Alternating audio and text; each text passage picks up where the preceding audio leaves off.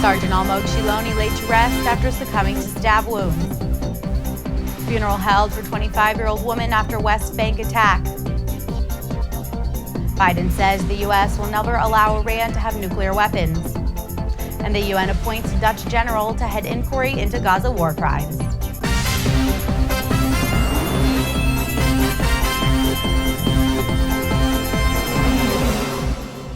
Shalom and welcome to the Jerusalem Post News. Here are your headlines for Tuesday, November 11th. The soldier who was stabbed in Tel Aviv Monday afternoon by a Palestinian man succumbed to his wounds later in the evening. 20-year-old Almog Shiloni was a soldier in the Air Force and was stabbed near the Haganah train station.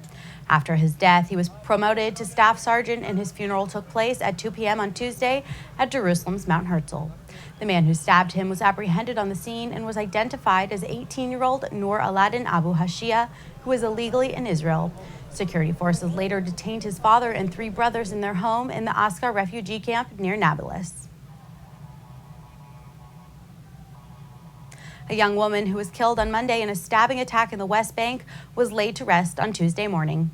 25-year-old Dalia Lamkus was killed when she was stabbed near the entrance to a lounge food by a Palestinian man who, after stabbing her, continued to attack others nearby with a knife, injuring 2 others before he attempted to flee but was ultimately apprehended.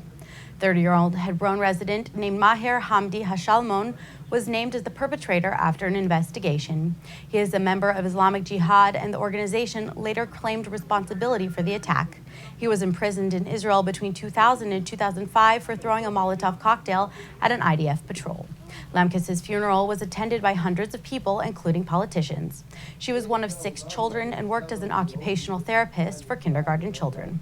On Monday night after her passing, it came to light that she was involved in a similar stabbing attack at the same junction in 2006, but was not badly harmed. Vice President Joe Biden told the Jewish Federation's General Assembly on Monday that the United States will not let Iran acquire nuclear weapons. I've heard so much malarkey about our position on Iran. Let me say it to you clearly, in Biden-esque way. We will not let Iran acquire a nuclear weapon, period. Period.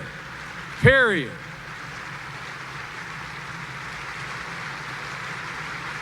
And I would not put my 42-year reputation on the line where I'm not certain when I say it, we mean it.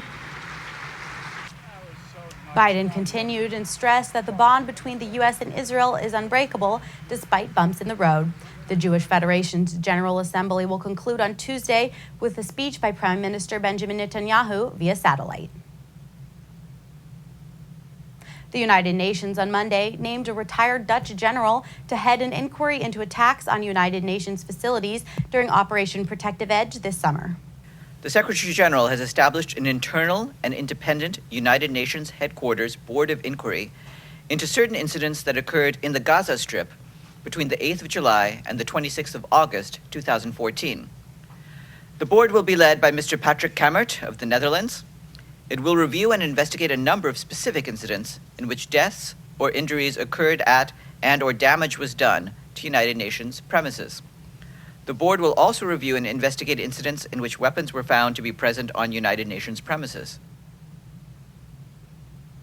And that's all for today. We'll be back tomorrow with more headlines. For now, shalom from the Jerusalem Post studios.